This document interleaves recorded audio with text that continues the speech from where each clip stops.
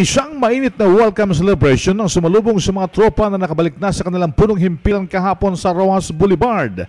Sa kabila ng matinding kalamidad na sinagasa ng kanilang barko sa pagdadala ng mga relief goods sa mga silanta ng Bagyong Juan sa lalawigan ng Isabela, ay masayang ibinalita ni Captain Rodolfo Tijada ng BRP Dagupan City sa katatapos nilang misyon.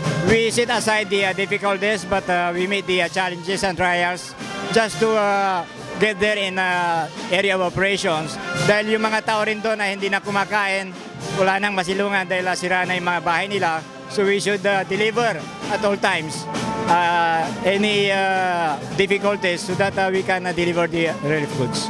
Ang tropa ng Philippine Navy nagsagawa ng humanitarian mission sa mga Conacon, Dibinalacan at Palanan, Isabela. Sila ay nagsimulang maglayag noong October 25, 2010, sakay ang tonela ng relief goods, heavy equipment, construction material, medical engineering teams at naisagawa ang pamamahagi ng mga relief goods, libreng gamutan, ayon kay Rear Admiral Alexander Pama, ang Vice Commander ng Philippine Navy. Ang highlight ng mission na to, napatunayan na naman natin ngayon na sa mga pagkakataon na merong mga ganong klaseng sakuna, lalo na kung yung mga lugar nagiging inaccessible dahil sira pati yung mga kalye, hindi rin makalipad yung mga eroplano. Yung utility ng ating mga ganitong klaseng barko, nadadala natin doon yung mga pangangailangan ng mga tao.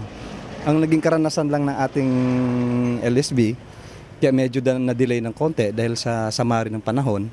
Nung pagdating nila sa may bandang La Union, kinalampag sila ng gusto ng mga alon dahil aalis lang ng bagyo at may konting buntot pa, medyo masama yung panahon.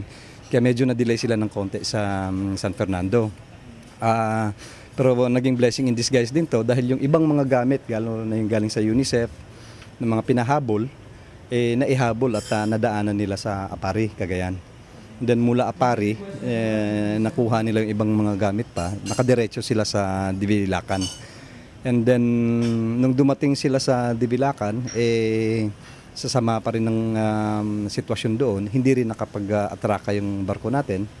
Nag-angkla lang sila at yung ating maliliit na tinatawag namin LCVP, ito yung araw-araw na tinatawag namin nag-ship to shore. So, ibig sabihin kahit anumang sama ng panahon, yan ay susuungin ng ating mga mandaragat at mga mandirigma.